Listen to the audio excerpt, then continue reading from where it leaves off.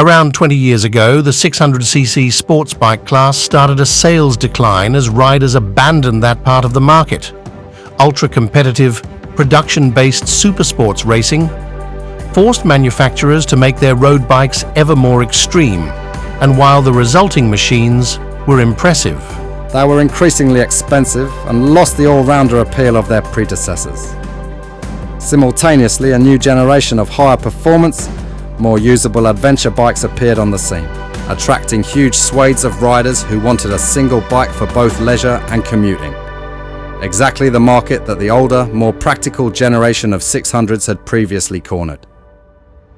Fast forward to 2024, and there's something of a revival for sports bikes thanks to a new generation of softer, more affordable road-biased machines. Yamaha's R7, Honda's CBR 6R55R, Kawasaki's Ninja 650, Suzuki's new GSX 8R.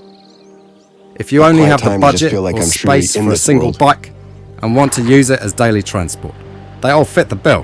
When I'm on the bike, now we can add Triumph's Daytona 6060 to that list. At $8,595, the Daytona 660 looks like a genuine bargain, both in comparison to its rivals and even its stablemates in Triumph's range. The Trident 660 that it's derived from is cheaper, sure, at $7,195. But you get much more than just a fairing for the extra $700 that the Daytona costs. If Triumph had simply slapped a fairing onto the Trident 660, which makes 80 HP, 81 PS, it would already have had a pretty convincing contender in the upstart affordable sports bike class. The only way to get that. But the company has instead opted to make some substantial changes to the 660cc triple to add a more distinct feel and increased performance. Didn't anticipate at all. The capacity stays the same, you have to get as does the 74.04 mm bore, work it out, 51.1 mm stroke. Tough it out. Triumph has swapped the Trident's single throttle body, a manifold for sportier triple throttle setup on the Daytona. If you're on the dirt, you're standing. Adding larger exhaust And when I'm valves, standing like that, a new 3-1 header pipe, I feel so a redesigned weightless cylinder head, and a comfortable. new crankshaft, I'm so and new relaxed. cam profiles into the mix to create a just, sportier take on the floating. 3-cylinder engine.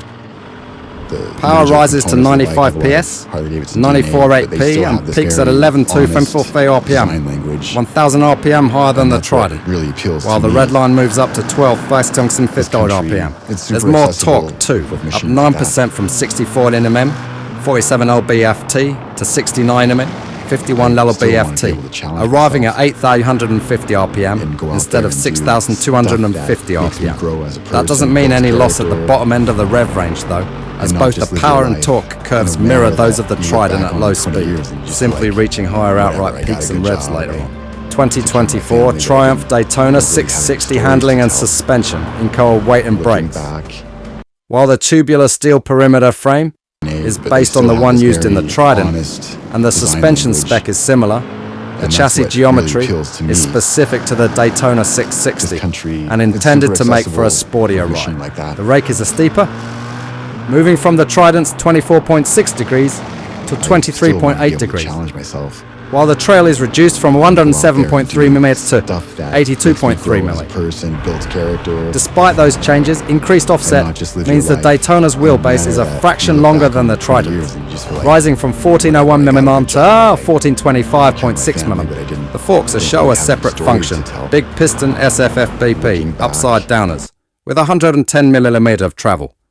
They're not I feel like adjustable, I but have been accomplished tuned to something, I suit did the something, Daytona's sportier and kind of intentions. overcome At the this or back that there's a challenge. Showa monoshock with preload adjustment and want the that. forks I are see show a that. That's separate part, function, for me, of big being piston alive and SFFBP, being part of the upside world. downers, with 110 mm of travel. They're not adjustable but have been tuned to suit the Daytona's sportier intentions. At the back there's a Showa monoshock with preload adjustment and 130 mm of travel.